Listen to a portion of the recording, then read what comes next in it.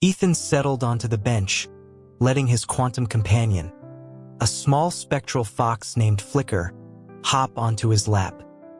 He took the small, red beret with a yellow flower that Flicker nudged toward him and carefully clipped it to one of the creature's translucent, leaf-like ears.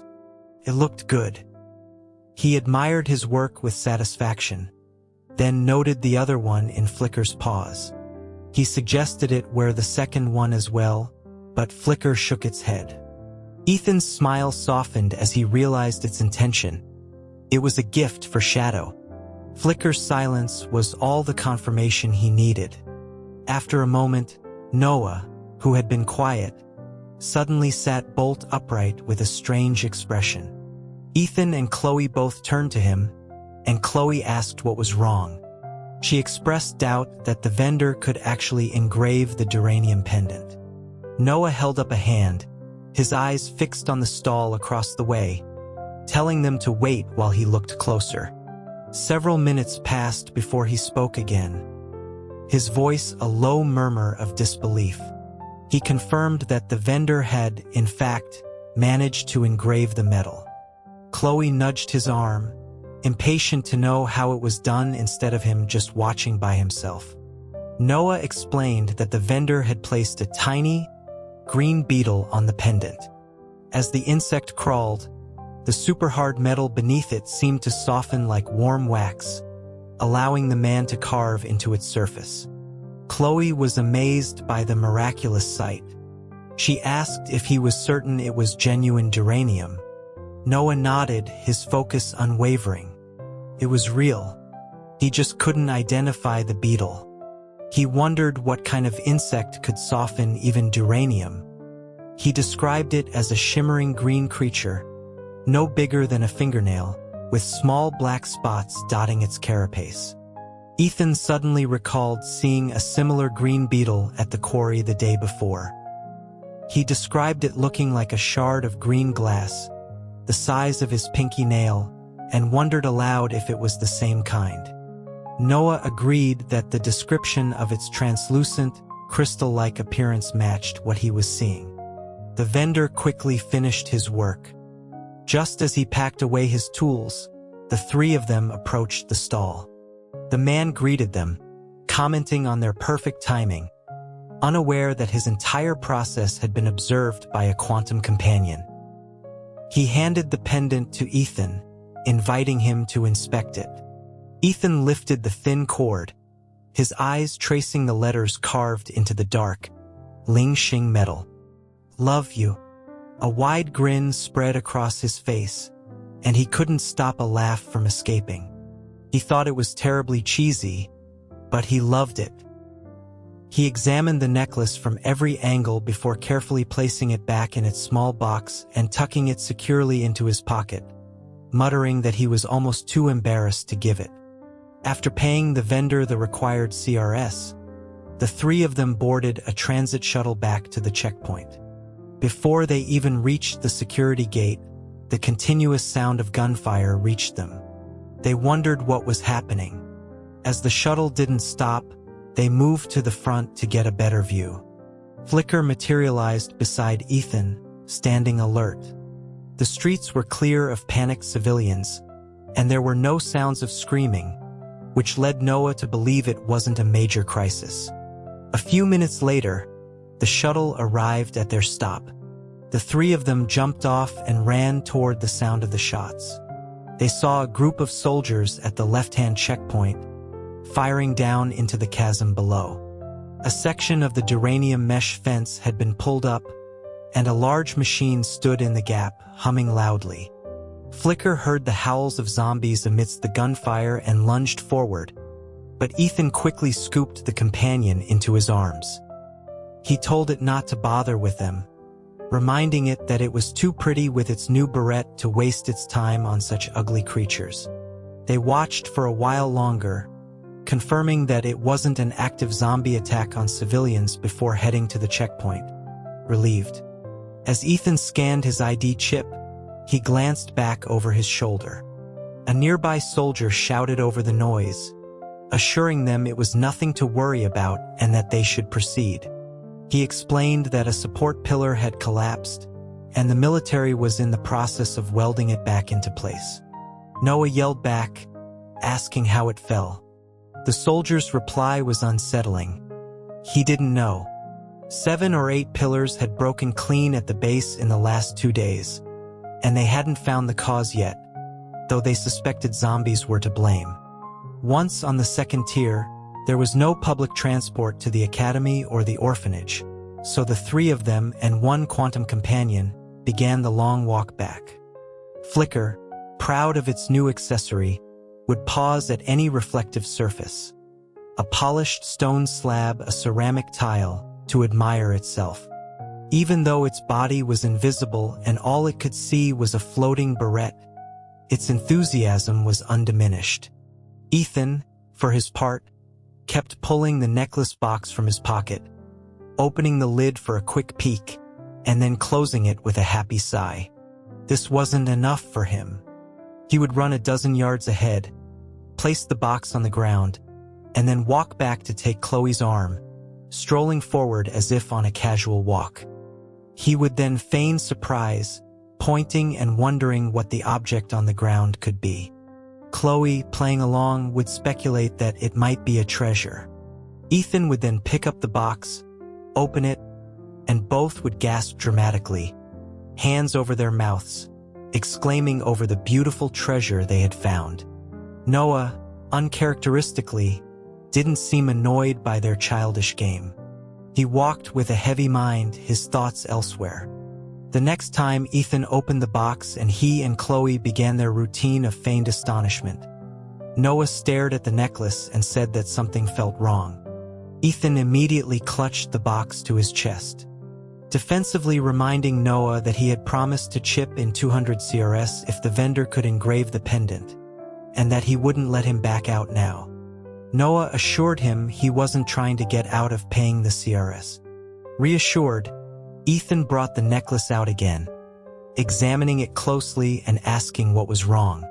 He wondered if the engraving was incorrect. Noah confirmed the words were right. It was the beetle, the one that could soften duranium, that he found so unbelievable. He stopped walking, voicing his thoughts about the soldier's words. The fact that several duranium pillars had mysteriously broken in recent days, with no discernible cause, was deeply troubling. Ethan paused, the connection dawning on him. If there were many of those beetles, they could soften the joints of the duranium pillars, allowing the zombies to break them. Chloe caught on as well, a shiver running down her spine as she realized that the mysterious failures might not be a mystery at all. Could very well be the work of those insects. Whether it was true or not, they agreed they had to report it to the academy. Noah hesitated, acknowledging that their skipping class would be exposed. Ethan asked what the punishment for skipping was. Chloe informed him that their instructor would make them run 10 miles with a full pack. Ethan decided the run was a small price to pay, but insisted that his brother, Liam, must not find out. Chloe wondered if he was afraid of getting a beating from his brother. She thought that unlikely, considering he had gone to buy him a gift. But that wasn't Ethan's concern. He explained that if Liam knew about the necklace, it would ruin the surprise for his birthday. Chloe agreed that Liam couldn't know. The final bell of the day rang.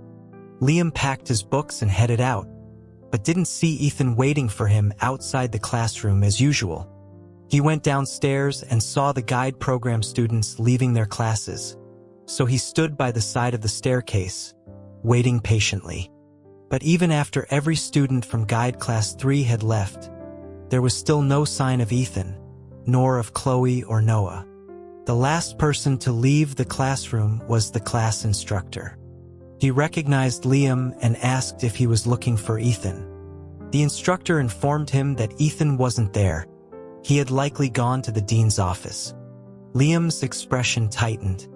He asked if Ethan was in some kind of trouble. The instructor quickly reassured him, telling him not to worry.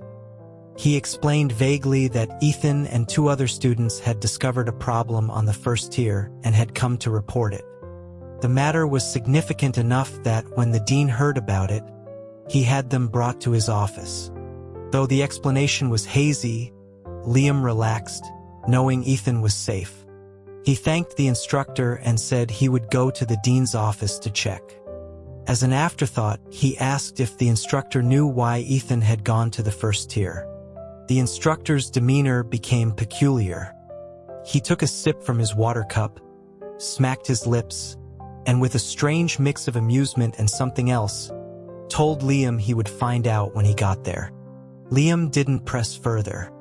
He hurried down the stairs, cut across the training grounds, and ran toward the building that housed the dean's office. He reached the 3rd floor and was striding toward the office when he collided with a Sentinel student coming the other way. The student, who had just left the dean's office, looked familiar, probably from the class next to his. Liam quickly apologized and was about to move on when the student called his name. Recognizing him as Liam, the student wished him an early happy birthday. Liam was taken aback, pausing for a few seconds before offering a quiet thank you. The student smiled at him and then headed downstairs. Several sentinels stood guard at the dean's office door, but they were dressed in formal military uniforms. Though Liam didn't know what Ethan had discovered, the military's involvement suggested it was a matter of great importance. One of the sentinels stopped him, explaining that military business was being conducted and he couldn't enter. Liam identified himself as the brother of the person being questioned inside. The soldiers' expressions softened, their stern demeanor easing. They told him that Ethan would be out soon and that he could wait there. Knowing military protocol, Liam didn't argue and stood on the balcony, waiting. He faced the training grounds outside, but he could feel the soldiers' eyes on him from the corner of his vision, exchanging glances. Their attitude wasn't hostile, but it held the same strange quality as the instructors, deepening his confusion. The area was quiet, and the voices from inside the dean's office carried out to the balcony. Liam listened intently. A stranger's voice asked to see the necklace, explaining that with so many people looking earlier, he hadn't gotten a proper look. Another voice echoed the request. A period of silence followed, during which Liam inferred the necklace was being passed around for inspection. Then, someone spoke again, thanking them for reporting such vital information to the military and stating that they would begin their investigation immediately. They added that because the necklace was made of duranium, they would have to take it back as evidence. That couldn't happen, Ethan's voice cut in sharply. It was a birthday gift for his brother, and he wouldn't let them take it.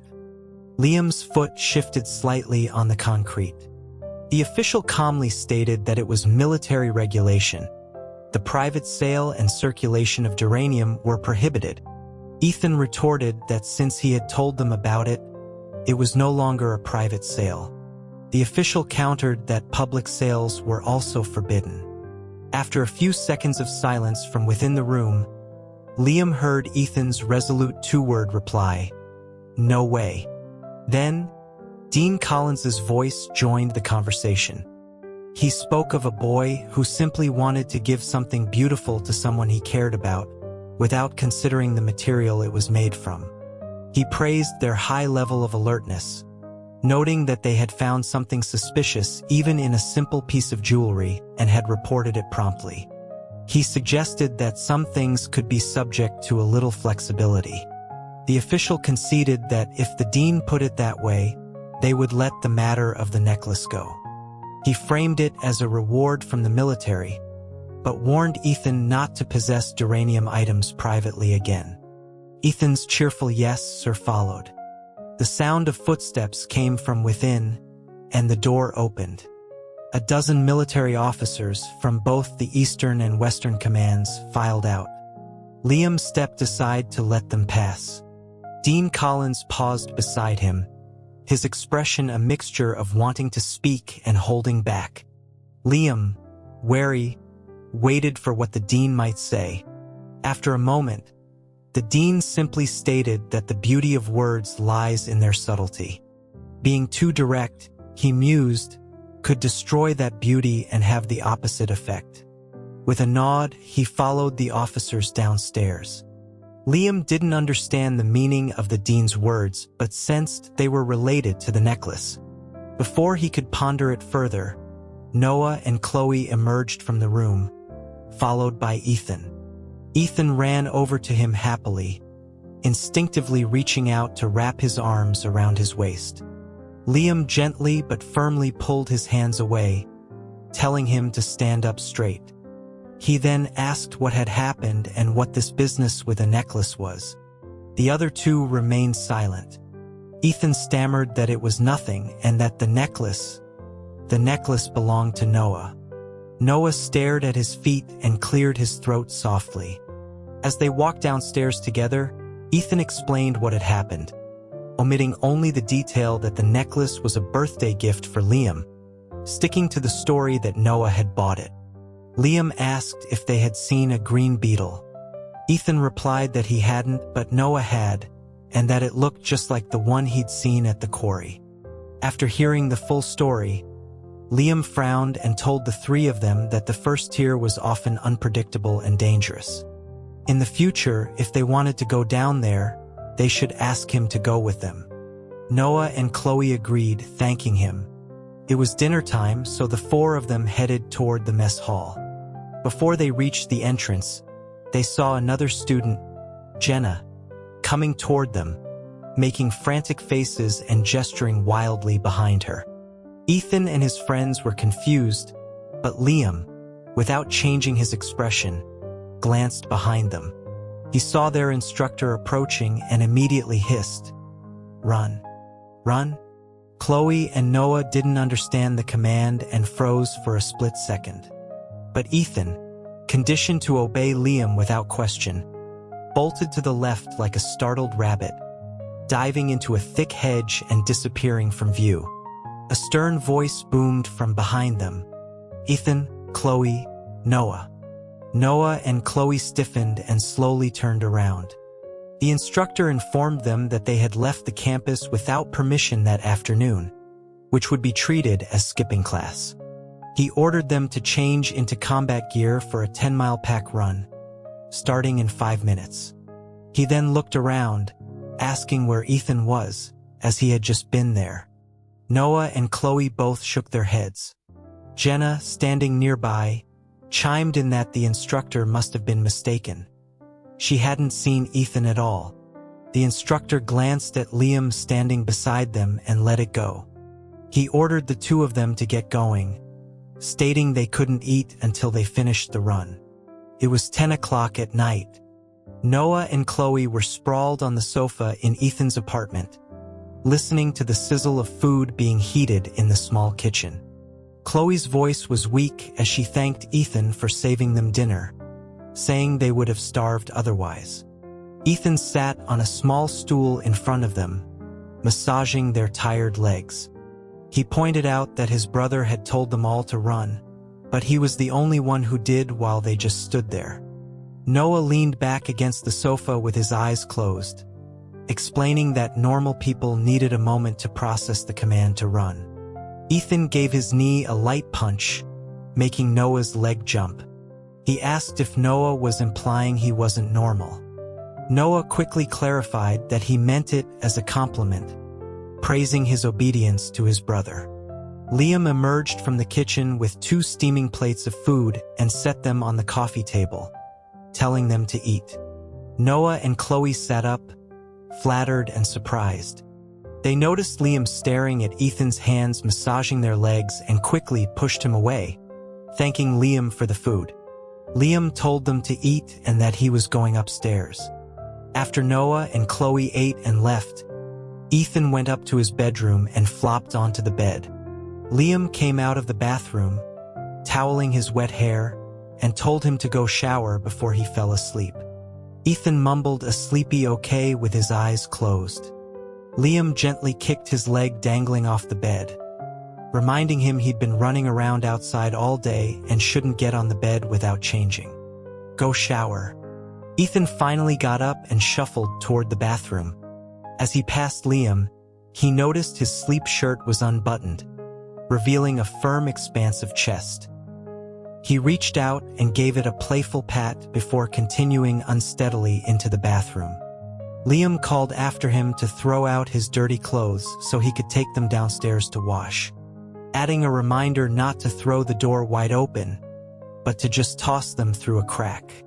A muffled okay came from inside. After drying his hair, Liam opened the closet to get their clothes for the next day. He heard the bathroom door open behind him and Ethan's voice announcing that he'd thrown out the clothes. Liam turned around and saw the bathroom door wide open.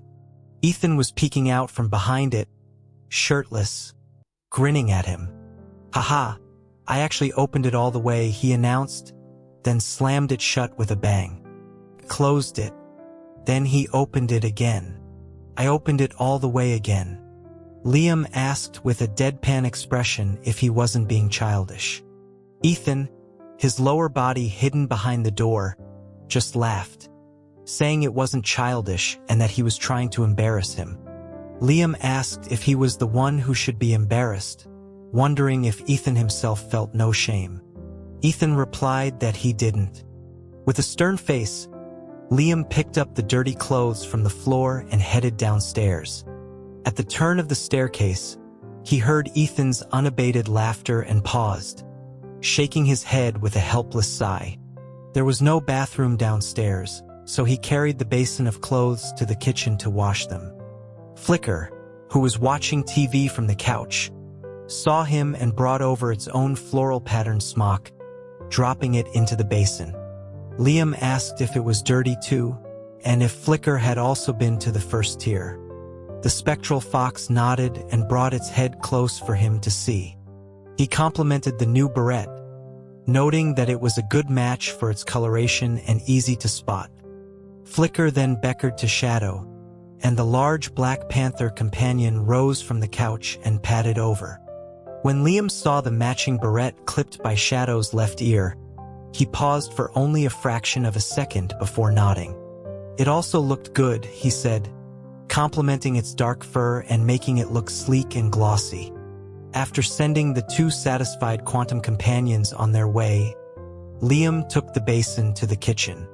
While checking the pockets of Ethan's uniform, his hand brushed against a small, square box. He pulled it out, weighed it in his hand, and opened the lid. Inside, on a bed of dark blue velvet, lay a thin black leather cord with a langsheng, deep black metal pendant at the end. It was a necklace. He lifted it, and the pendant swayed slightly, revealing the words engraved on its surface. Liam stared at it, his face unreadable, for a long moment before placing it back in the box, closing the lid and setting it on the counter. He began to fill the basin with water and add detergent. He started scrubbing a shirt, then paused midway through and let out a very soft, quiet laugh. Just as Liam was finishing the laundry, the sound of footsteps thundered down the stairs. Ethan appeared at the kitchen doorway, asking nervously if Liam had seen his necklace, Noah's necklace box. Liam, without looking up, replied that he hadn't realized it was a necklace box. He had assumed it was just an empty box he didn't need and had tossed it on the counter. Ethan hurried over and picked up the box, then asked hesitantly if he had opened it.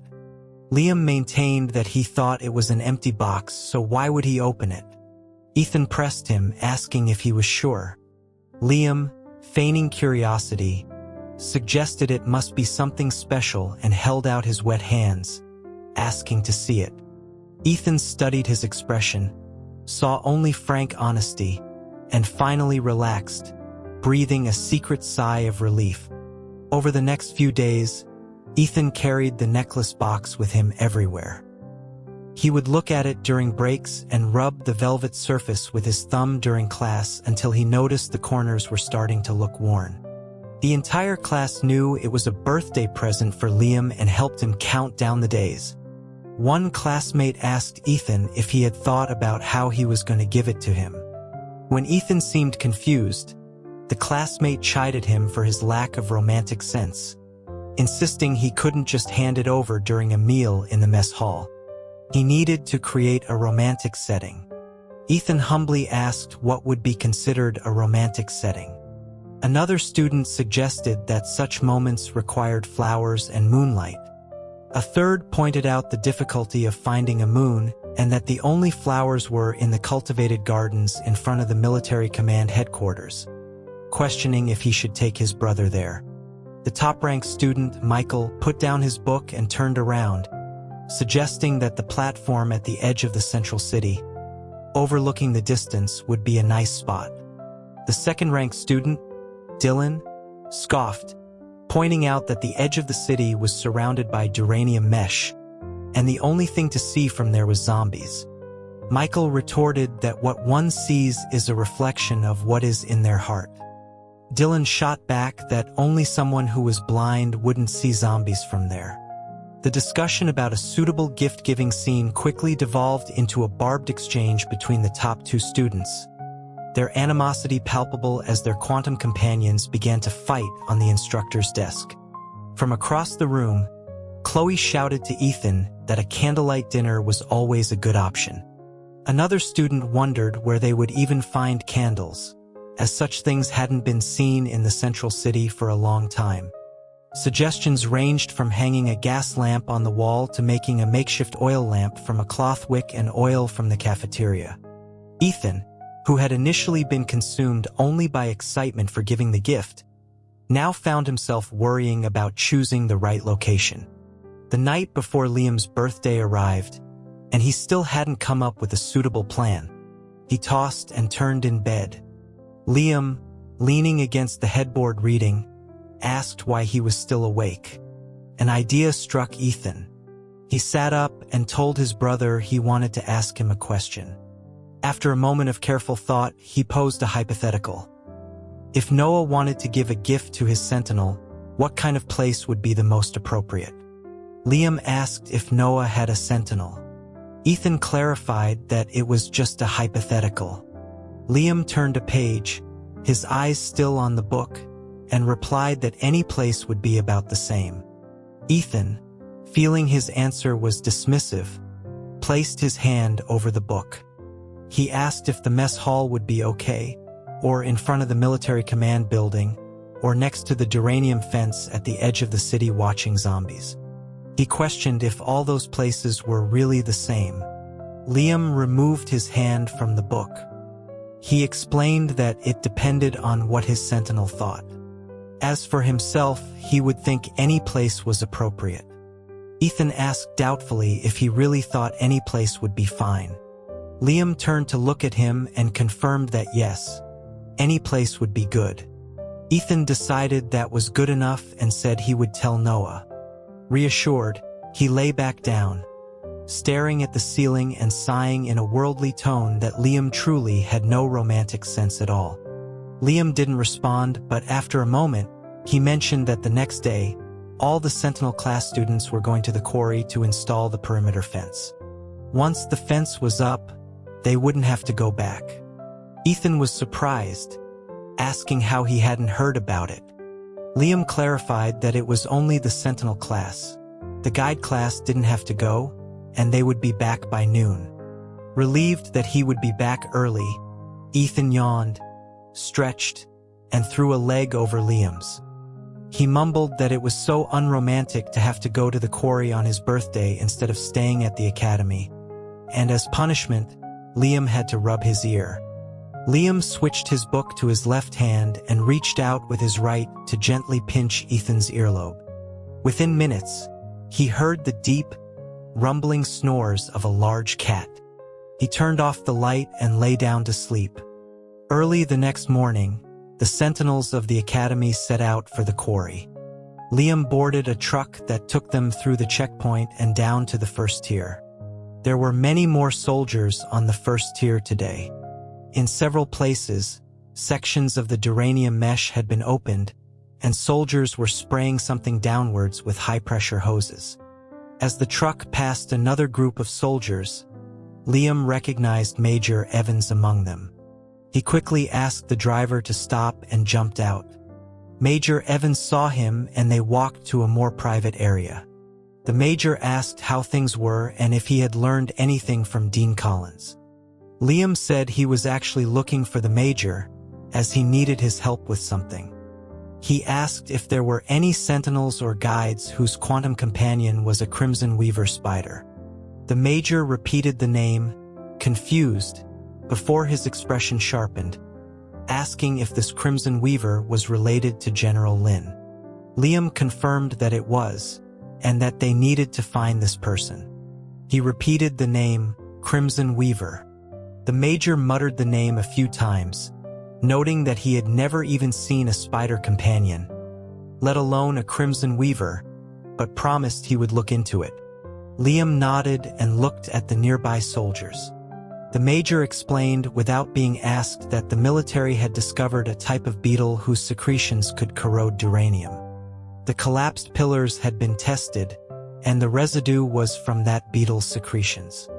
They had been up all night inspecting the other pillars and applying a protective coating. Liam asked if the coating could stop the beetles. The Major hesitated, saying that for now it could. Liam caught the qualification. The Major elaborated that with the current small number of insects, repairing the corroded pillars and applying the protective film was effective. The real problem would be if the beetle population exploded. Then no amount of protective coating would help. Liam frowned, asking if the military had a viable countermeasure. The Major said that an emergency meeting was scheduled for that day to discuss that very issue. He clapped Liam on the shoulder, telling him not to worry and to focus on his own safety, as the two military commands would handle it. When Ethan woke up, Liam was already gone. He rubbed his eyes and called out for his brother a couple of times with no response, then remembered that all the sentinels had gone to the quarry while the guides had classes. He changed into his uniform and went downstairs. Only Flicker was lounging listlessly on the sofa. Shadow had presumably gone with Liam to the quarry. A note was on the table. In bold, sweeping script, it read, "Breakfast is in the kitchen. Eat up and get to class." As Ethan ate, he took out the necklace box again, imagining Liam's reaction when he received the gift and chuckling to himself. Meanwhile, on the first tier of the central city, soldiers were everywhere, divided into teams to repair the duranium pillars. Crowds of civilians gathered to watch. The zombies below roared incessantly, trying to climb up, and soldiers used long iron rods to push them back down. When too many swarmed, they would open fire, killing the entire chain of zombies climbing a pillar. A lieutenant on inspection duty jumped out of his vehicle and approached one of the teams. The team leader, who had been lying on the ground, sat up and reported that beetles had been climbing the pillar just moments before. He had observed that the protective coating was being dissolved, even if the pillar itself wasn't yet damaged. The lieutenant swore under his breath, saying they had no choice but to keep spraying. Command was still working on a plan, and he estimated they were preparing for a temporary citywide evacuation to clear out the insects. The team leader expressed his doubt, noting that the beetles seemed to come from cracks in the ground and their numbers weren't that high. A full evacuation seemed like a massive undertaking. The lieutenant sighed that the decision wasn't theirs to make. The higher-ups were just being overly cautious. As they talked, several soldiers with spray tanks on their backs were lying on the ground. The duranium plate in front of them had been lifted to create a hand-width gap, and they were spraying directly into the opening. Every few minutes, a zombie's face would press against the gap, its dark mouth snapping wildly. They worked in a rhythm. A call to clear the way, a barrage of gunfire to clear the zombies from the opening, and then the spray team moving in to apply the coating as quickly as possible. One of the soldiers lying on the mesh suddenly froze. He stared at the ground below for a moment, then nudged the person next to him. "Hey, why are there a bunch of new cracks in the ground?" The other soldier replied that with all the zombies down there, he couldn't even see the ground. The first soldier insisted that he could see glimpses of the ground when the zombies moved. He was sure that when they first started spraying, there were no cracks directly below them, but now there were 3. As spraying and gunfire erupted from various points, the zombies below were drawn by the noise, occasionally leaving patches of ground visible. Other soldiers began to notice the cracks as well. A low murmur of discussion started. They wondered if it was an earthquake, though no one had felt any tremors. Then someone pointed out that the cracks were spreading. 2 more had just appeared. Another soldier thought he saw something green flowing in the cracks, like water, but was told that was impossible. Then one soldier realized the truth with dawning horror. "That's not water, it's beetles. Those are beetles moving." As soon as he spoke, the beetles swarmed out of the cracks, flowing like a green river through the legs of the zombies and surging toward the geranium pillars. The soldiers stared, momentarily stunned into inaction. Beetles were already scaling the pillars, moving upward with incredible speed, making the columns look as if they were being rapidly overgrown with mottled green moss. The lieutenant, who had been talking to the team leader, sensed something was wrong. He ran over and looked down. A few seconds later, his voice tore through the air in a hoarse, desperate scream. "Seal the breach. Sound the alarm. Full city alert. Sound the alarm now." At the quarry, a dozen trucks were loaded with geranium mesh. The Sentinel students were tasked with installing it around the perimeter to keep out mutated creatures. Liam hoisted a roll of mesh onto his shoulder and started walking. Daniel and Caleb followed, each carrying a roll. Caleb looked out at the yellow sand to his right and remarked that it would be great if the plantation had a fence like this, so they wouldn't have to fight off sandworms every few days. Daniel pointed out that the plantation was several times larger than the quarry, and they didn't have that much geranium. Things would get better once the quarry's output increased. Caleb lamented that without the sandworms causing constant damage, their food supply would be much greater. But with the perpetual darkness, relying solely on high-pressure sodium lamps instead of sunlight, the plantation's yield was low. They needed the daylight to return. Liam remained silent, his boots crunching on the uneven gravel. Suddenly, he heard Daniel ask what was wrong. Caleb yelled out that he thought he had stepped on something, that it made a popping sound. He exclaimed that he had just crushed a green gem. Daniel corrected him. It was an insect, a green one. Caleb expressed his disappointment, saying it was a shame, as it looked just like a gemstone. Hearing them mention a green insect, a jolt went through Liam. He set down the geranium mesh and went over to look at the crushed insect by Caleb's foot. Caleb, like most of the students, had never seen such a beetle before and wondered if it wasn't an insect but some kind of mutated gemstone, speculating on where it came from. Liam stood up and scanned the area. Daniel, seeing his serious expression, sensed something was wrong. He asked Liam what was the matter. Liam asked if he knew that the military was applying a protective coating to the geranium pillars. Daniel immediately made the connection. The beetles that can corrode the pillars. Is this? Liam confirmed that it probably was. Caleb also became vigilant, looking around and asking where the insects came from and why they were here. Just as he finished speaking, someone in the distance shouted, "Move it, move it. The ground is cracking over here. The machine's tilting left. Get back in case it falls." Another voice yelled out that there were a few green bugs crawling out of the ground. Someone else made the connection. Green bugs? The military is tearing up the first tier, spraying something to kill green bugs that corrode the pillars, right? Could it be these? Another voice urged them to forget the bugs and get away from the tilting excavator. Although they had only found a few insects, a sense of foreboding settled in Liam's gut. He didn't know where the quarry beetles had come from, but if they were appearing here, he dreaded to think how many there were beneath the central city. The more he thought about it, the more uneasy he felt. He turned and started running back. Daniel called after him, asking where he was going. Back to the city, Liam replied curtly. Daniel protested that they weren't finished with their work. Liam didn't explain. He climbed onto the nearest truck and told the driver, "Back to the city now. I have an emergency at the academy." A long, piercing siren suddenly screamed, tearing through the dark sky. Everyone at the quarry froze. Liam turned his head, joining the others in staring toward the central city.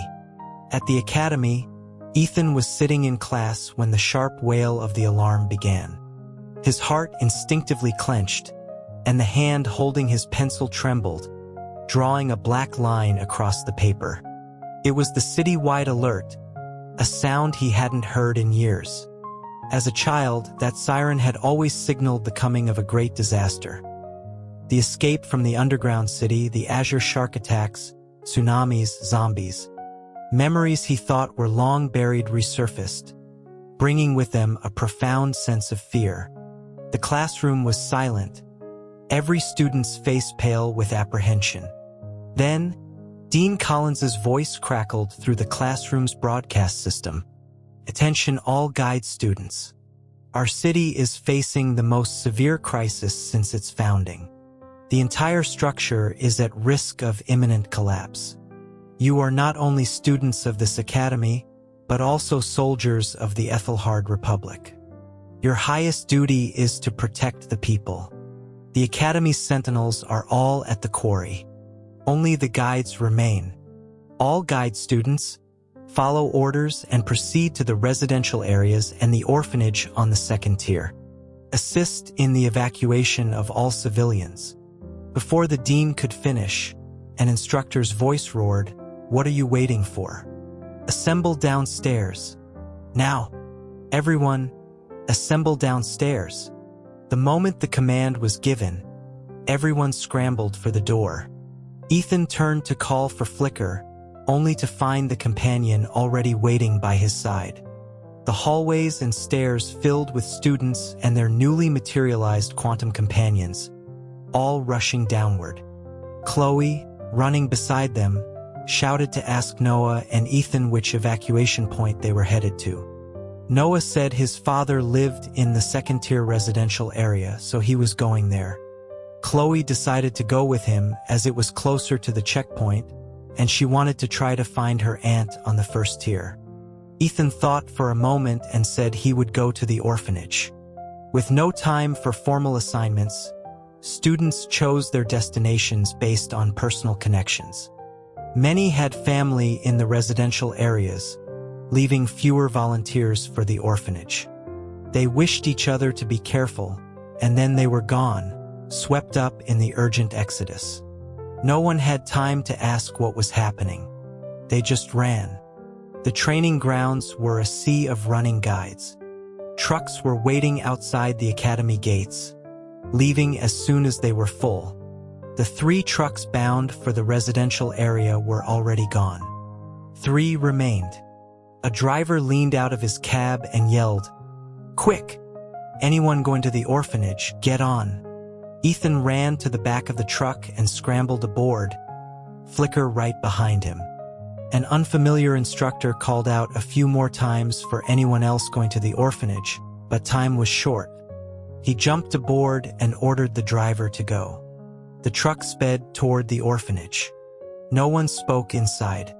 The piercing siren continued its relentless wail, each cry like an invisible hand tightening around their hearts. Logistics personnel began distributing gear, rifles, ammunition, and first aid kits. Just as Ethan fastened his helmet, a voice came over a loudspeaker. "A mutated species of beetle capable of corroding duranium has appeared beneath the central city. They are destroying the support pillars on a massive scale. The situation is critical. Everyone must evacuate the city in the shortest time possible. Please do not panic. Evacuate in an orderly fashion under the military's direction. If you see the elderly or children beside you, please lend them a hand. Ethan heard someone nearby ask who was speaking, as they didn't recognize the voice. Someone else replied that it was probably the High Chancellor, either Ran Pingho or Chun Sai's. Another student confirmed that they recognized the voice. It was Chun Sai's, the Chancellor of the Eastern Command. Ethan's body swayed with the motion of the truck. He appeared calm, but inside, he was terrified and missed Liam intensely. If Liam were sitting next to him, he wouldn't be afraid of anything.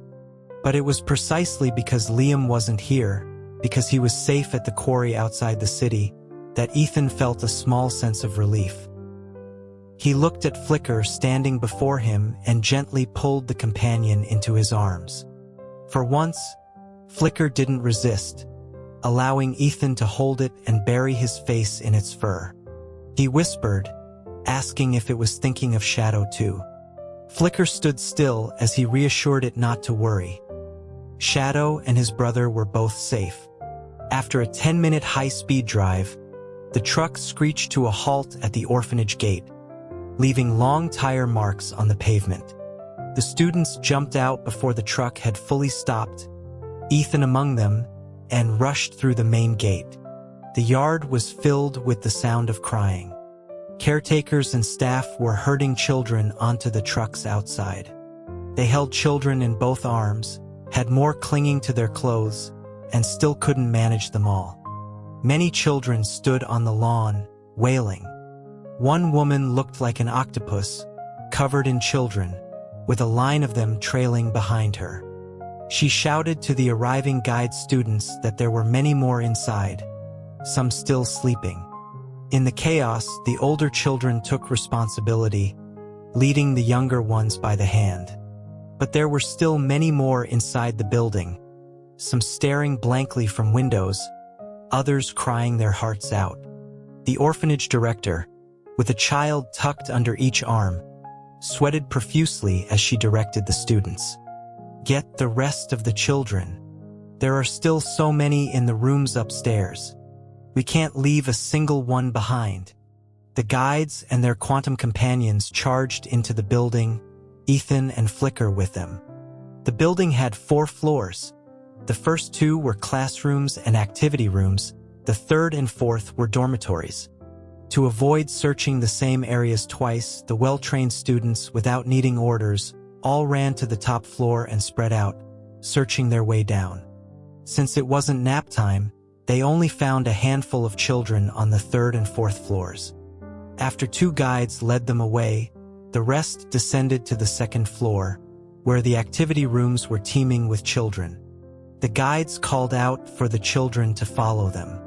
The older ones tearfully complied, but the younger ones stood frozen in place. Larger quantum companions gently picked up a child in their mouths and ran downstairs. Smaller ones nudged the children from behind, pushing them forward. Most of these children were cured civilians and couldn't see the quantum companions. The sensation of being lifted into the air silenced their crying, and they looked around at each other in wide-eyed astonishment. Ethan picked up 2 children and told Flicker to check the next activity room, saying he would be right back after taking them to the truck. The adjacent room hadn't been searched yet, so Flicker went in while Ethan ran downstairs. As soon as the truck was full, it left for the checkpoint. 3 had already departed. Ethan placed the 2 children on the next waiting truck and immediately turned to run back inside. He had just reached the 2nd floor when he heard his instructor's voice over his comms. 1st and 2nd floors are all clear. The 2nd-tier emergency access tunnel is open. All units, evacuate from the orphanage now and escort the vehicles to the tunnel. Hearing the order, the remaining guides started heading downstairs. Ethan hurried to the activity room to get Flicker. The first room was a large hall filled with toys, but Flicker wasn't there. It must be in the adjoining room. Flicker. Time to go. Ethan rushed into the next room and was met by the sight of a large ball pit filled to the brim with colorful plastic balls. Flicker was wading through the sea of balls, which nearly submerged it, struggling to pull a small girl by the scruff of her shirt. The girl had clearly been playing in the ball pit and had been missed by the search parties. She couldn't see Flicker and didn't know why she was being dragged along. She wasn't crying or fussing, just looking utterly bewildered. Ethan waded into the ball pit, picked up the little girl, and told Flicker it was time to leave. The balls made walking difficult for the small companion. Flicker, unable to find its footing, tumbled into the balls and, in a fit of frustration, started batting them around wildly. Ethan freed a hand to take Flicker's paw, but before they reached the edge of the pit, a deafening roar echoed from the distance, so powerful it made the window panes hum.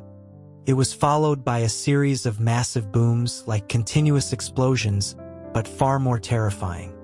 "Run!" A voice screamed from outside the window. A terrible thought flashed through Ethan's mind. The thought had barely formed when the floor beneath him gave way, and he, along with a cascade of colorful balls, began to fall. The sound of rustling plastic and the groaning shriek of collapsing structures filled his ears. The sensation was identical to the earthquakes of his childhood, and for a moment, paralyzing fear enveloped him, his mind going blank. But the moment was fleeting. As he fell, he instinctively tightened his grip on the little girl and Flicker. An image flashed in his mind. If he fell straight down, a slab of concrete from above would crush him. Blackness. A half step to the right would avoid the slab, but a jagged piece of rebar from a broken wall would impale his side. Blackness. The world went dark as the building collapsed around him. He planted his right foot on a crossbeam, lunged to the right, and hit the ground, rolling backward. He curled into a ball, shielding the little girl and Flicker with his body. A cascade of rubble and dust rained down from above. Ethan remained in his protective crouch, motionless.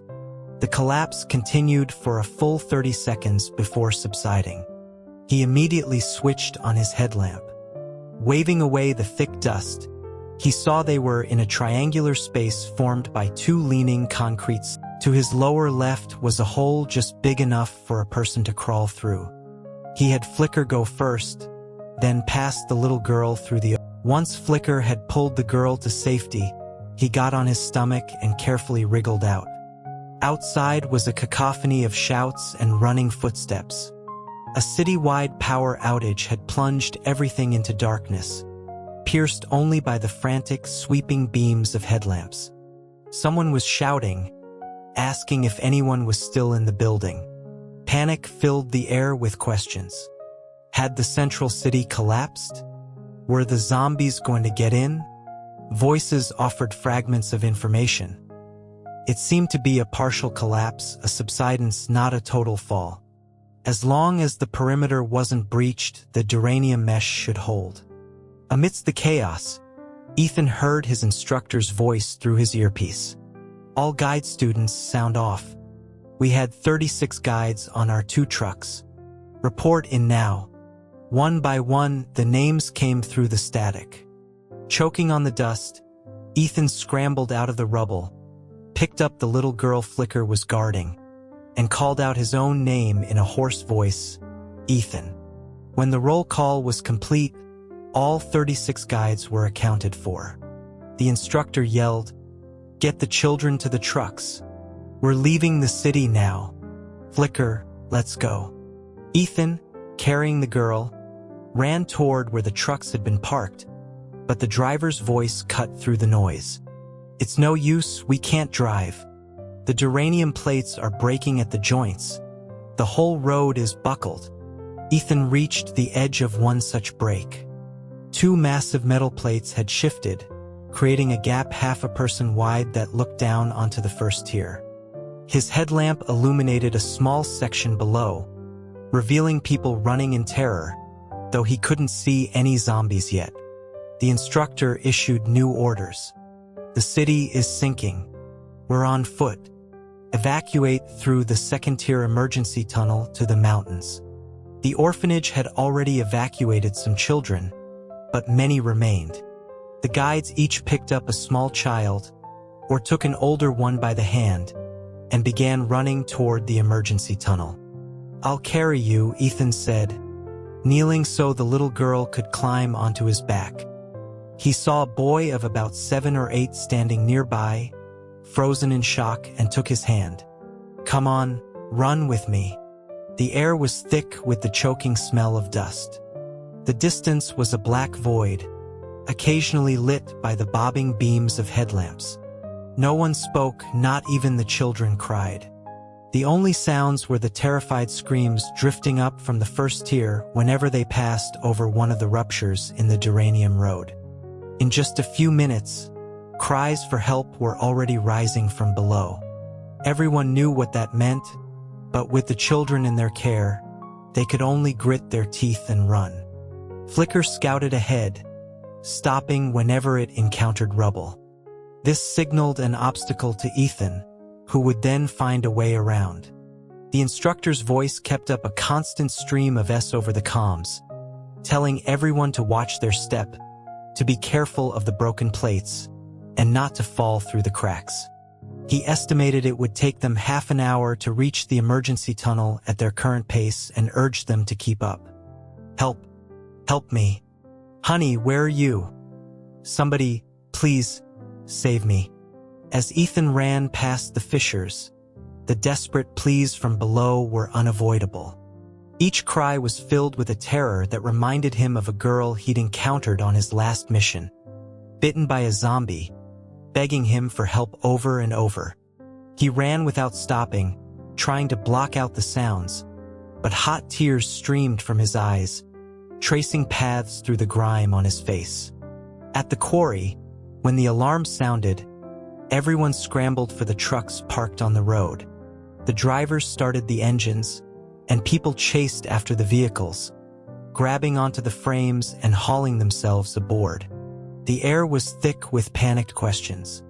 Was it a zombie attack? It was a citywide alert, covering both tiers, the first one since the city's reconstruction. What could it be? People cried out, worried about loved ones still in the city. The drivers pushed the accelerators to the floor.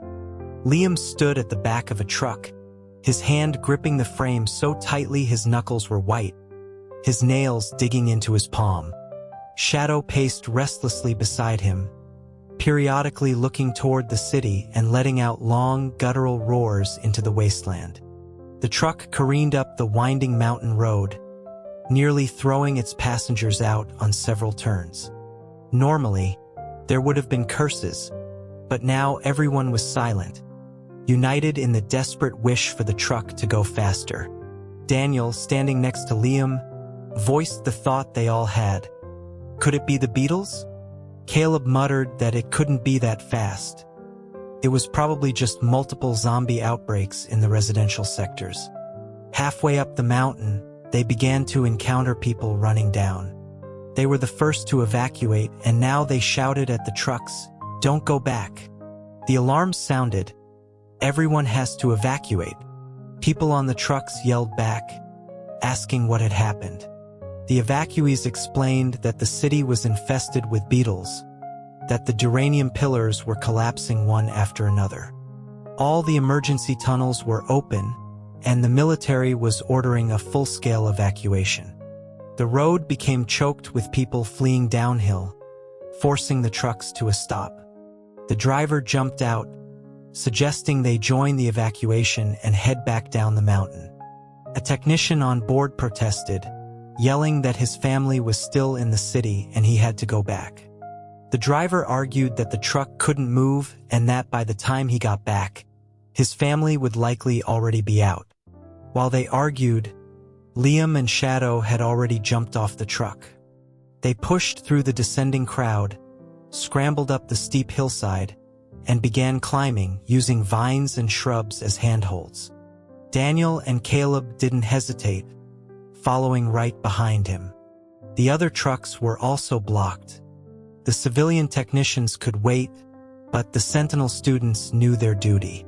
They had to get back to the city. Seeing Liam and his group on the hillside, another Sentinel pointed and yelled, "That way! We'll climb!" More and more students chose the same path, bypassing the human river flowing down the mountain to get back to the city as fast as possible. It took Liam less than 10 minutes to reach the summit. Before him lay the central city. The massive steel structure was still brilliantly lit, standing firm in the wasteland. But the access bridges on all three sides were extended, connecting to the checkpoints on the opposite mountainsides. Even the second tier's bridge, which had never been used, was extended, with a teeming mass of people, like ants, streaming across it. Soldiers with megaphones stood at both ends of the bridges, their voices hoarse from shouting, "Faster! Keep moving! Run!" Seeing the city still standing, Daniel and Caleb let out a slow breath of relief. Caleb remarked that it didn't look too bad, wondering if it was just a zombie outbreak since there were no gunshots. Liam didn't reply. His eyes were fixed on the base of the city, his expression as hard as stone, offering no hint of relief. Shadow stood beside him, its ears flat against its head, a low growl rumbling in its throat. Daniel's face was grim. He noted that the very fact that the city looked normal made the full evacuation all the more serious. It meant the worst had likely already happened. Caleb's mind latched onto the implication, and he asked in horror if the beetles had swarmed. He followed Liam's gaze to the duranium pillars beneath the city. They were still covered in zombies as usual, but something was different. The gaps between the pillars were wider. Their numbers seemed to have thinned, and the remaining ones swayed under the zombies' assault. He asked again if it was a beetle swarm, if they were working with the zombies to bring down the pillars. Liam pushed past a few people who nearly stumbled into him and started running toward the checkpoint on the mountainside. "Whether it's the beetles or not, we have to get into the city now." The checkpoint was a bottleneck, and the bridge connecting to the city was packed solid. People carrying luggage of all sizes shouted for their loved ones, urging each other not to get separated as they pressed forward. Soldiers yelled for them to throw their luggage off the bridge, but in these times of scarcity, no one was willing to part with their meager possessions, not even a dusty bedroll or a three-legged stool. Liam pushed against the tide of people, making only a few yards of progress in several minutes. More Sentinel students reached the summit and joined him, pressing forward. "Make way! We're going in for rescue operations. Make way!" they shouted. The people on the bridge were helpless, saying they were stuck, that the way forward was blocked. At the head of the bridge, several handcarts piled high with belongings, combined with other luggage, had completely blocked the two-lane causeway. Suddenly, Shadow shot forward, carving a path through the crowd. It seized one of the carts in its jaws and dragged it off the bridge, depositing it near the checkpoint before returning for the next. The civilians, unable to see the quantum companion, were shoved aside by an invisible force. With the carts gone, the bottleneck cleared. Liam followed the path Shadow had made and quickly got onto the bridge, the other Sentinels close behind. But he had only taken 2 steps when a deep, muffled boom came from the direction of the city. The sound was accompanied by a tremor that shook the sturdy iron bridge. The crowd stopped, screaming and covering their ears as they crouched down. Even the soldiers with megaphones fell silent. In the distance, a row of duranium pillars collapsed in sequence. The section of the city they supported, like a Jenga tower with its bottom block removed, crumbled and fell. For a moment, everyone was frozen in a collective, silent horror. Then, the silence shattered into a cacophony of screams and sobs. Everyone, whether on the bridge or waiting to get on, stampeded toward the checkpoint. "Don't push. It was just one section. This side is fine. Don't push." The soldiers' commands were lost in the wave of panic. People shoved forward recklessly, and bags and belongings tumbled from the sides of the bridge, enraging the zombies below. Liam, who had just reached the bridgehead, was pushed back by the surge. He grabbed the railing, fighting to move forward, but then several more booms echoed from the city. The ground shook violently as pillar after pillar gave way. What was left of the city began to collapse section by section. The massive searchlight on the city's highest point toppled, its bright beams sweeping across the zombie horde below before winking out into nothingness. Liam snatched the megaphone from a nearby soldier and yelled, "The bridge is unstable. Anyone on the bridge, get over here now. If you're not on the bridge, stay back." A few people hesitated, but most continued to scream and push forward. As the pillars at the city gate gave way, the connection between the bridge and the city was torn apart. The people on the bridge screamed as they plummeted into the chasm. The ground dropped beneath Liam's feet. He threw the megaphone aside, grabbed a falling person next to him, and leaped back onto the mountain. The zombies below, already agitated, went into a frenzy as people fell into their midst. Some leaped high into the air, catching their victims before they even hit the ground. At the same time, the last light in the city went out, plunging everything into darkness. The world became a black hell filled with screams of terror, cries of pain, and the horrifying sounds of zombie howls and chewing. Liam switched on his headlamp, and dozens of others followed suit. He shone the beam below. The bridge had disconnected from the city, but it was still attached to the mountainside checkpoint, hanging precariously in the air at a steep angle. The smooth surface had sent most people sliding off, while those near the edges clung desperately to the railings, trying to climb back up. Below the broken bridge, the sea of zombies churned, reaching and jumping, trying to grab the people dangling above. "Help me, save me, help." The white beams of light danced across the scene, illuminating faces contorted in despair. Liam grabbed the left railing and slid down. Shadow followed, its claws screeching against the metal, leaving white scars. Halfway down, Liam grabbed the arm of the nearest person. "Let go." The person clung to the railing as if it were their last hope. Liam's voice cracked like a whip. "Let go." The command was so forceful it startled the person into releasing their grip. Liam immediately pulled them sideways and, to their terrified scream, threw them onto Shadow's back. The panther, its claws digging into the bridge, leaped back up to the checkpoint. Daniel and Caleb, seeing this, did the same. They slid down the right railing, pulling people from the brink and loading them onto their own quantum companions, who carried them to safety. With no more room on the railing, the other Sentinel students could only watch from the checkpoint, but they all sent their quantum companions down to line up beside the 3 Sentinels on the bridge. Liam, Daniel, and Caleb worked in a frantic rhythm, tossing person after person onto the backs of the waiting companions. Just as they were finishing, a barrage of gunfire erupted from the opposite side. The first tier of the city, no longer suspended, had crashed to the ground. With the access gates still open, zombies were pouring in. "Fall back. Everyone fall back. Close the gate, now." Amidst the gunfire, the first tier gate slowly closed.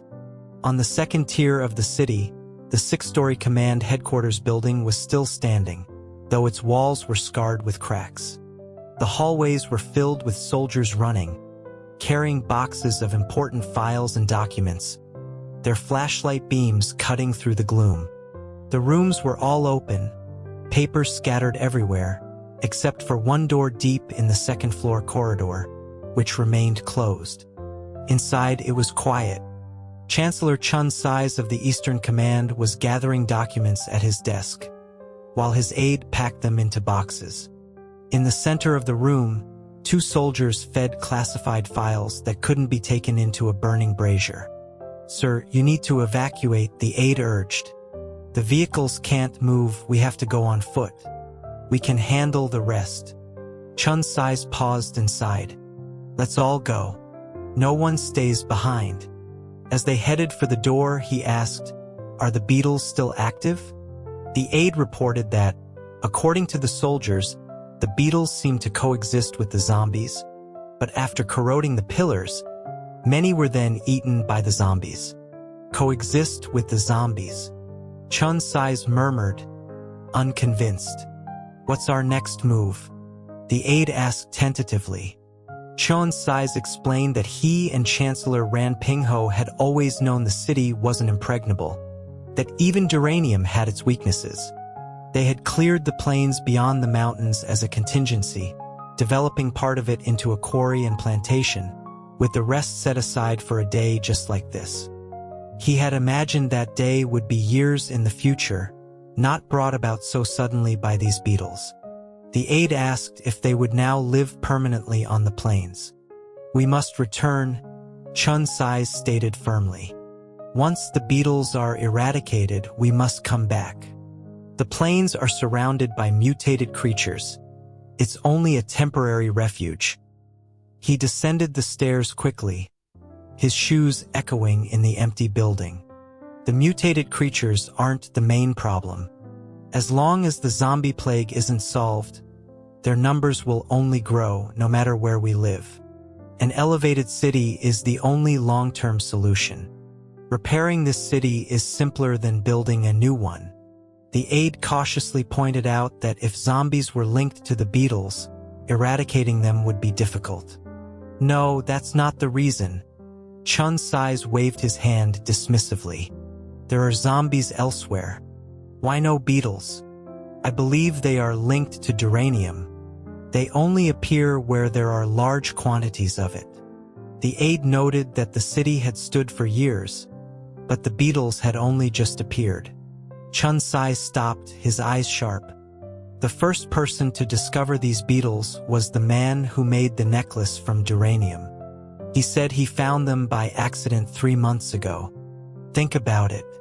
What was unusual about the city 3 months ago? 3 months ago. Unusual. The aide's eyes widened in realization. The sky went dark 3 months ago. Chun Sais pointed a finger at him. Exactly. The beetles, Duranium, the sudden darkness, and the dark matter obscuring the sky. Connect these factors. Have the Research Institute investigate from that angle. Yes, sir. They continued on. The aide suggested they use the emergency tunnel on the east side of the headquarters.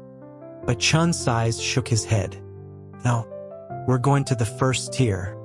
"The first tier? But it's too dangerous now. Where do you think Ran Pingho is?" Chun Sais asked. The aide was silent. "At a time like this, the Chancellor of the Western Command will be on the first tier, leading his troops. As the Chancellor of the Eastern Command, can I abandon my people and retreat first? Have you considered the consequences?" Chun Sais' voice grew stern. The aide's expression became resolute. "I was wrong, sir. With the collapse of the city, the lower-level bridge to the mountain checkpoint was destroyed and the gate sealed. The people trapped inside turned and ran for the access point to the second tier. Don't rush the gate. Wait where you are." A soldier yelled through a gas-powered lamp and a megaphone. The crowd, which had been surging one way, now reversed course, a chaotic flood pouring back into the city. "Don't go to the second tier. It's almost an hour's run to the upper access point, 2 hours round trip. There's no time. Wait where you are. We will repair the first tier bridge." The crowd slowly came to a halt, standing in terrified silence. At the edge of the lower tier, only a single layer of Duranium mesh separated them from the zombies. The creatures roared and shook the fence, creating a terrifying, rhythmic clang. Some began to climb the mesh, trying to reach the second tier, and soldiers opened fire or used their psionic abilities to kill them. At first, the zombies were just drawn to the running crowd, but once they discovered they could climb the fence, more and more began to scale it. A constant rain of dead zombies fell from the fence, only to be replaced by new ones. Command, this is Tier 1. We have too many zombies climbing the outer mesh, we can't kill them all. A tall, middle-aged man in a Western Command uniform stood on a high point with a squad of soldiers. His lips were chapped and peeling as he spoke into his comms, his voice raspy. Have you sent men to repair the emergency access gate? All 3 gates need to be repaired so people can get out. The voice on the other end started to explain that they were pinned down, that the zombies were particularly thick at the northern breach. The man cut him off with a roar. I asked you if you sent men to repair the gate. Did you or did you not? Do you want the Eastern Command to laugh at you? Report, Chancellor Ran. We're dispatching a team now. Ran Pingho bellowed into the comms. All Western Command soldiers, listen up. I don't care what methods you use, you will hold back the zombies. By time for the civilians to evacuate. As much time as possible. He put away his comms and held out his hand. Rifle. A soldier handed him one. Ran Pingho expertly loaded it and began firing at the zombies on the fence. Chun Sai's arrived on the first tier, his crisp uniform now covered in dust, a combat helmet on his head. He held an assault rifle in one hand and a comms unit in the other. The Western Command is holding the outer defense line. The Eastern Command will plug the gaps. They're short on manpower. All sentinels and guides will assist them. Regular soldiers and engineers will form small teams. Fix the large breaches. If you can't fix them, hold them. We cannot be outdone by the Western Command, and we will not let a single zombie into this city. Yes, sir, came the replies. While the first tier erupted into a fierce battle, Ethan and the other guide students were leading the children from the orphanage across the second tier. The children, usually prone to tears, had become remarkably resilient in the face of true crisis. The younger ones held back their sobs, and the older ones did their best to keep up. But their small bodies and limited stamina soon gave out. The guides had to slow their pace. All around them was darkness, illuminated only by the small circles of their headlamps. Children frequently stumbled on the buckled duranium plates, slowing the group's progress even more. Mr. How much longer? A small voice asked, thick with unshed tears. The instructor replied, almost there. We're almost there. But you keep saying that. This time it's for real. Just a little longer, okay? The instructor coaxed. Ethan was carrying the little girl on his back and holding the hand of the 7-year-old boy. The boy, dressed in a tracksuit, was not in good health. He was practically hanging off Ethan's arm, his breath coming in ragged gasps. Ethan asked if he was okay. The boy's face was pale in the lamplight. I can't run. I have asthma. I think. I'm having an attack. Ethan stopped and asked if he had his medicine. The boy fumbled in his pocket and produced an inhaler, taking a few puffs. I'm sorry, he gasped. Ethan patted his head. It's okay. Don't apologize. We won't run. We'll walk slowly. We'll still make it. He turned his head to ask the girl on his back if she was scared. She hugged his neck and whispered, I'm not scared. They slowed their pace, falling behind the main group until they could no longer see the others. Gunfire echoed from below, and the cracks in the ground beneath them flashed with light. The boys' breathing evened out, but Ethan kept their pace slow. After a while, they came to a fissure about half a meter wide. Light from below illuminated two small figures next to it. It was two more children. One, a toddler, was peering down into the chasm. The other, wearing a yellow t-shirt, was leaning so far into the crack that he was about to fall. Ethan gasped and was about to run over when Flicker shot past him, grabbed the back of the boy's shirt, and pulled him back to his sitting position. He was about the same age as the boy Ethan was leading. He shielded his eyes from Ethan's headlamp and cried out, "Help! Someone fell down." Hearing that someone had fallen, Ethan gently set down the girl from his back and ran to the edge, lying on his stomach to look down. Below was the first tier. In the flickering light of gunfire, he could see people running. Suspended in midair on a broken iron rod was a girl in a student uniform, another guide from the orphanage. The rod used to connect the geranium plates had snapped on one end. She clung to the other end, dangling 2 or 3 stories above the ground. Her gazelle-like quantum companion paced frantically below, trying to position itself to catch her when she fell. The rod was smooth, and it took all her strength to hold on. When she saw Ethan, she managed to force out a single word: "Help." Ethan looked around for a rope, but there was nothing but rubble.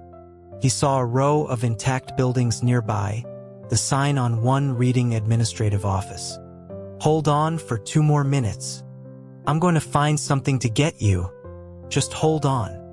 He ran toward the building, shouting over his shoulder, "You kids, stay away from the crack.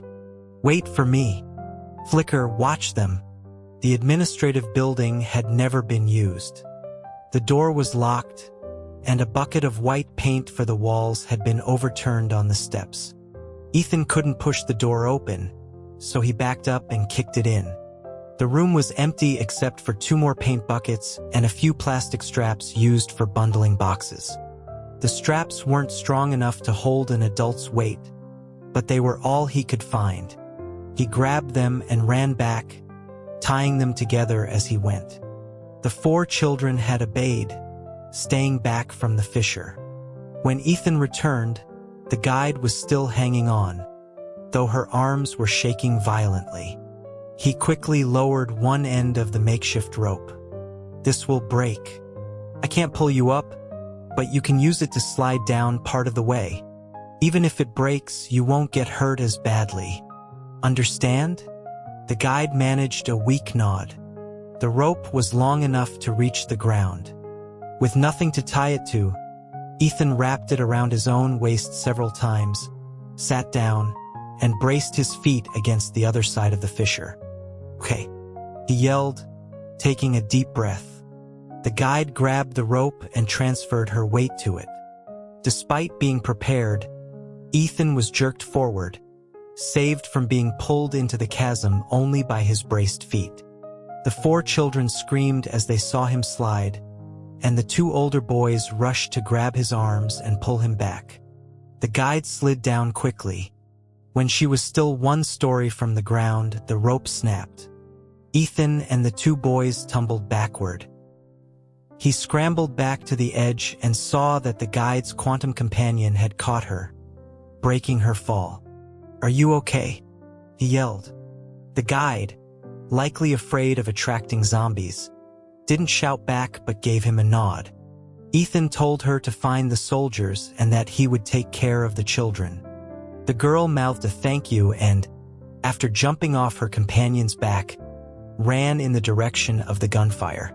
Ethan wiped the sweat from his brow and turned to the 4 children staring at him. "We have to keep moving. I'll carry the 2 little ones. The big kids can walk, okay?" "Okay," the boy in the yellow t-shirt and the boy in the tracksuit replied in unison. Ethan knelt, letting the little girl from the orphanage climb onto his back, supporting her with his left arm while he picked up the toddler with his right. "Let's go." The 2 older boys walked beside him, clearly shaken. They walked with tiny, cautious steps, terrified of falling into a crack like the guide. The boy in the tracksuit was feeling better, but was still weak. The boy in the yellow t-shirt was limping slightly. "Am I heavy?" the little girl on his back asked. "A little," Ethan admitted, shifting her weight and then hoisting the toddler in his arms. "You're both pretty heavy." The toddler looked up at him nervously. But Ethan added, "Carrying you is no trouble at all." "Really?" the toddler asked timidly. "Of course. It's because I know magic." Ethan clamped his mouth shut, feigning annoyance. "Oops, I wasn't supposed to say that. It's my secret." "What secret? What magic?" the girl asked. Ethan shook his head, his lips sealed. Now the two older boys were curious too. Flicker, scouting ahead, slowed its pace, its ears pricked. The girl persisted. Finally, Ethan sighed dramatically. "Okay, since I've already let it slip, I might as well tell you. But I've never told anyone this secret, so you can't tell anyone either." "We won't," the children chorused. Ethan lowered his voice. "I know a magic spell." "A magic spell?" "Yes. I was getting tired carrying you, but I just said the magic spell and now you feel light." The two older boys looked skeptical, but the toddler gasped in wonder. "Wow, want to learn?" Ethan asked. "Yes," the toddler cried. The other children were silent. "Okay, since you're the only one who wants to learn, I'll teach you." Ethan cleared his throat and recited, "Awu banga adauja." "Awu." "Sae," the toddler repeated. Ethan slowed it down. "Awu banga adauja." He repeated it several times, and the toddler chanted along. He glanced sideways and saw the two older boys mouthing the words. "Flicker, go hold their hands," he whispered. Flicker turned and gave him a flat look. Ethan pleaded silently, making faces. With a long-suffering sigh, Flicker went between the two boys, took their hands, and led them around a pile of rubble. The boy in the yellow t-shirt stared at his hand, then let out a long gasp. The boy in the tracksuit stared at the floating barrette next to him, his eyes wide with astonishment. "Now you can walk without fear," Ethan said. "Flicker magic will protect you from falling." Flicker's expression softened. It led the two boys carefully, steering them around obstacles. The toddler in Ethan's arms began to chant, "Awu banga adauja." Ethan nudged the girl on his back. "Don't you want to learn?" "I want to," she whispered, "but I have my own magic.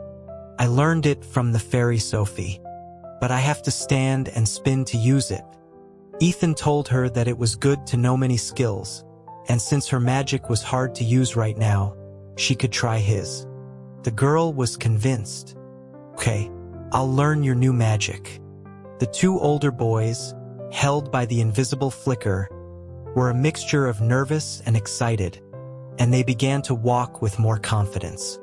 After a while, they came to a collapsed building that blocked their path, and Ethan led them on a detour to the left. A narrow path remained along the edge of the city, right next to the geranium fence. Below them was the zombie horde. The fence here was lower than on the first tier, and zombies could climb over it. With the city having sunk several meters, they were only 3 or 4 stories above the swarm. The zombies shook the fence violently, and the sound of bullets striking the metal wires rang out. The girl on Ethan's back tightened her grip on his neck, and the toddler in his arms went rigid. The two older boys kept looking nervously over their shoulders. "Hear the gunshots," Ethan said reassuringly. "Those are the soldiers. They won't let the zombies climb up." Ah, a zombie had made it to the second tier. Its face was pressed against the mesh, distorted by the grid pattern. Continued to climb, looking like it would pull itself over the top. Ethan wasn't afraid, but the sudden appearance had startled him. He was about to put down the toddler and grab his knife when Flicker shot forward. The small, dark shape scurried up the fence, and before the zombie reached the top, Flicker's claws pierced its temple. The zombie fell and the children screamed. "It's okay. It's okay. See, it fell. My magic is working," Ethan soothed. The little girl sobbed that she didn't want to be scared, but it was too scary. The toddler clung to Ethan's shirt, chanting the spell in terror. Flicker jumped down and resumed leading the older boys. Knowing that zombies could break through the soldiers' defense, they proceeded with caution. The fence beside them was constantly shaking. The boy in the yellow t-shirt, despite being held by Flicker, kept looking back and suddenly missed his step, falling through a wide gap in the road. He screamed as he fell, but his right hand was held fast by Flicker, who pulled him back up. "Are you okay?" Ethan asked. The boy, pale and shaking, nodded. "I'm fine." The little girl had stopped crying. "You flew. I saw you fly out of the crack." The boy in the yellow t-shirt, still in shock, looked at his hand, seemingly held by nothing, and whispered, "It was my Flicker magic. I really have magic. Awu banga ada uja." Now all the children were chanting. They were firm believers in the Flicker magic, convinced it could kill zombies and make people fly. They were no longer as afraid and marched forward, chanting their spell.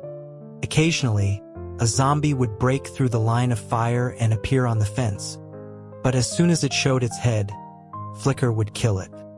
If one made it over the fence further down and started running toward them, Flicker would meet it halfway. The children grew calmer, and soon they were competing to see whose spell would kill the next zombie first.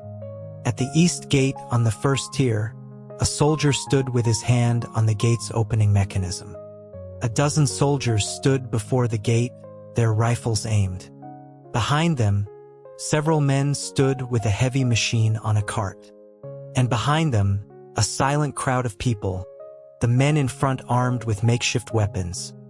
Knives, iron pipes, bricks. They all watched the soldiers, waiting.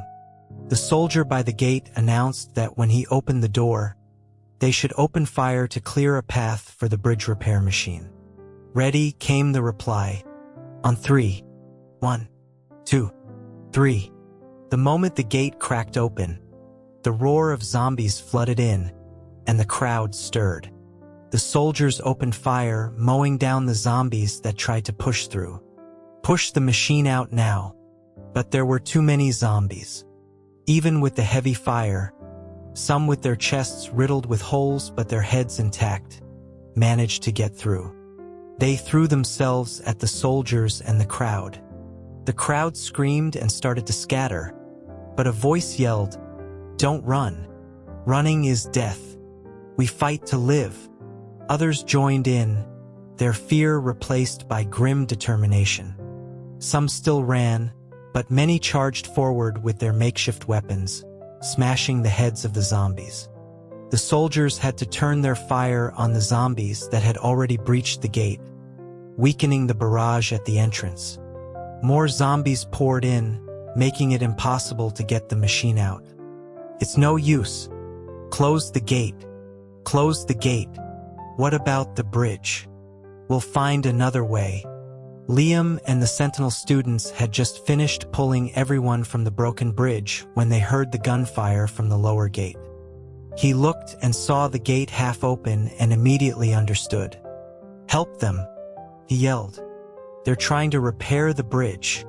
We need to draw the zombies away." The Sentinels unleashed their psionic attacks, but too many zombies had already gotten inside, and the gate was forced closed again. A student said in despair, "It's no use. They can't get out. The moment they open the gate, the zombies will swarm them." Liam looked at the broken bridge, now hanging limply from the cliff face. He asked a nearby soldier if there was a backup bridge. "No," the soldier replied, then remembered something.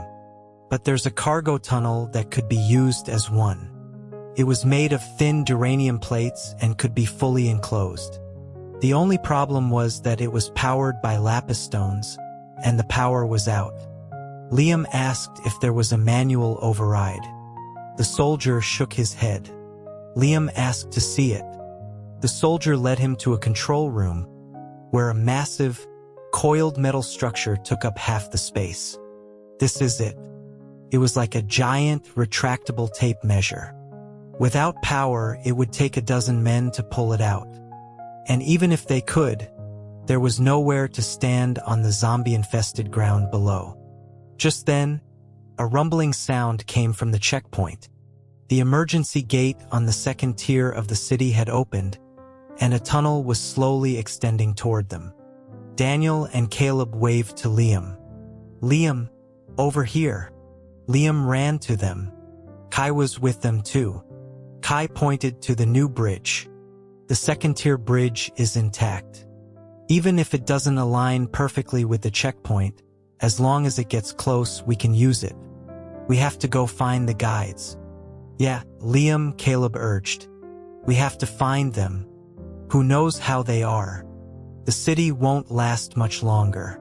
Daniel added, you don't have to tell him twice. Liam will be the first one across. But Liam was silent, his dark eyes fixed on the approaching tunnel. After a few seconds, he spun around and strode toward the control room. Daniel, Caleb, Kai with me. We're building a bridge for the first tier. The three of them were stunned. What? Build a bridge? There's a duranium cargo tunnel. We just have to drag it to the other side. Okay, they replied in unison. We have 10 minutes, Liam said without looking back. They followed him into the control room. Find ropes. The strongest you can get. Liam ordered a soldier as he began to tear at the coiled tunnel. His movements so forceful that the retaining straps snapped. Right away, the soldier ran out. Liam pulled with all his might, shadow biting down on the metal and pulling backward. The others and their companions joined in. It was designed to be moved by a motor, but with their combined strength, the massive coil slowly began to turn, the tunnel extending inch by inch. Liam, what about Ethan? Caleb gasped, straining. What about them? Liam didn't answer, just pulled harder. The room filled with the groaning of the mechanism. Then, his voice strained, he said, that's why we have to be fast. Right? They fed the end of the tunnel through a slot in the wall. Soldiers returned with 4 massive duranium chains. A minute later, Liam and the 3 others stood at the edge of the cliff, each holding a chain attached to the end of the tunnel. Their quantum companions stood ready. The other Sentinel students at the checkpoint understood what they were about to do and shouted their support. We can help. Get more ropes. Liam's reply was curt. We don't need more people for the bridge. We need support. You kill the zombies. You got it. Ready? Liam asked the 3 beside him. They confirmed they were. Liam's gaze shifted to the dark second tier of the city, and for a fleeting moment, a look of raw worry crossed his stoic face. He seemed to be looking for something in the darkness. Then his eyes returned to the lower gate, his expression once again calm and determined. Go. With his command, the 4 sentinels leaped from the cliff, sliding down the chains. Their quantum companions, along with those of the other students, dove past them, a storm of spectral beasts descending on the zombies below. The other sentinels unleashed their psionic energy, forming 2 massive, invisible walls on either side of the gate, trapping the zombies in a kill box. The 4 of them landed in a clear space they had created with their own psionic attacks. Pull! Liam roared. They hauled on the chains, and the duranium tunnel hanging above them slowly extended. The 300 quantum companions fought with savage fury, their roars and snarls echoing in the enclosed space. They formed a protective circle around the 4 sentinels, fending off the tide of zombies. Keep going. Liam slung the chain over his shoulder and pulled, his face a mask of effort. Why, Kai gasped, straining, is there not a single little guide? To see this? Caleb asked why he wanted a guide to see this. I'm so handsome, Kai panted. It's a waste. If no one sees me, being a hero. Daniel grunted in agreement. Good point. Caleb, don't you want a guide to see you saving the world? No, Caleb replied. Why not? After a few seconds of silence, Caleb admitted, my pants. My belt got caught on a rock on the way down. So I took it off. Daniel glanced over and saw that Caleb was indeed in his underwear. His combat pants tangled around his ankles. Damn, I'm impressed. You haven't tripped. Liam's voice was unsteady. Stop talking. The psionic barriers will only hold for a few more minutes. They pulled in silence, the tunnel above them growing longer. The left barrier collapsed and zombies poured in. The right barrier began to crack. Zombies squeezed through the holes, some fighting the companions, others charging the 4 sentinels. Their companions fought to protect them, but the numbers were overwhelming. Liam, unable to let go of the chain, used his psionic power to kill the closest ones. The chain dug into his shoulder, but he kept pulling. They finally dragged the entire tunnel down from the mountain. Now, connect it, Liam yelled. The companions were being overwhelmed, their forms dissolving into smoke. Just as they were about to connect the tunnel to the gate, the right barrier shattered. A tidal wave of zombies swept over the remaining companions. Last push, Liam roared. With a final, desperate shove, they slammed the end of the tunnel against the gate. A series of clicks echoed as the latches engaged. Liam hit a button, and a mesh enclosure rose from the sides of the tunnel, forming a protective archway just as the zombies fell upon them. Barrier, Liam yelled, throwing up a psionic shield. The other 3 added their own, creating a multi-layered defense. It lasted for less than a second, but it was enough. The 4 of them and their companions leaped onto the roof of the newly formed tunnel as the zombies' claws and teeth scraped against the mesh. They ran up the slick, arched roof. Caleb slipped and was caught by Liam. They reached the end of the tunnel and were pulled to safety by the waiting soldiers and students. The crowd erupted in cheers.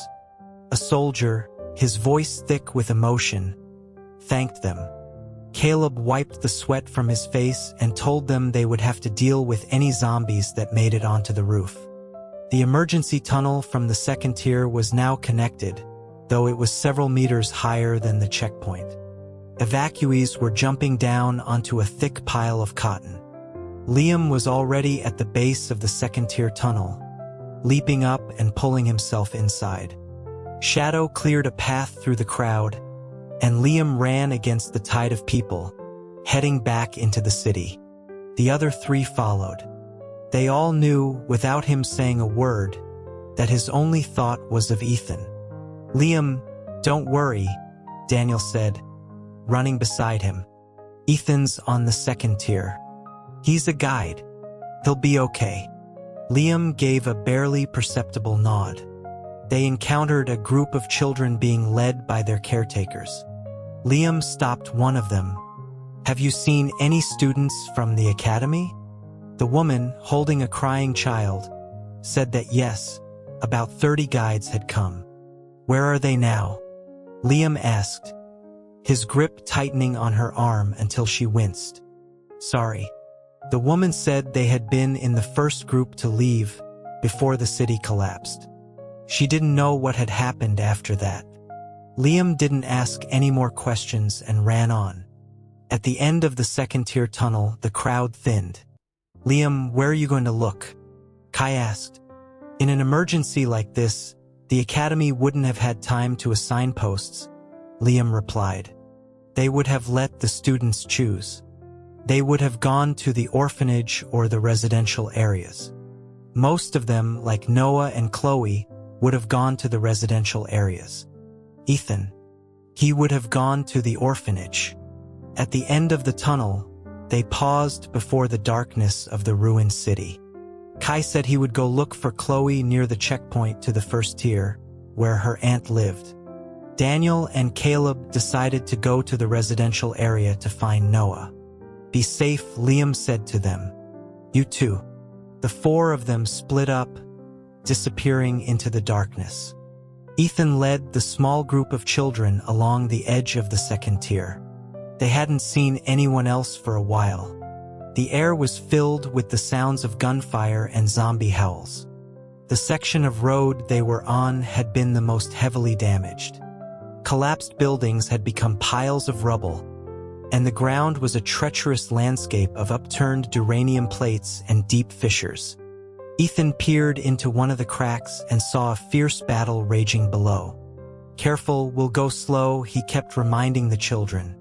Ahead, the road looked more stable. "See?" he said, trying to encourage them. "The road ahead is much smoother. We're almost there." The two boys sighed in relief. The little girl on his back asked quietly if she could walk when they got to the smoother part. "It's okay," Ethan said. "I told you I have magic. You're not heavy at all." The girl seemed reassured. But when they reached the next section, it was no better than the last. Because the fence here was mostly intact, there were fewer soldiers. Zombies periodically managed to climb to the second tier. Every few minutes, Flicker would have to rush to the fence, kill them, and then return to lead the boys. Suddenly, they heard footsteps running up behind them. Ethan turned.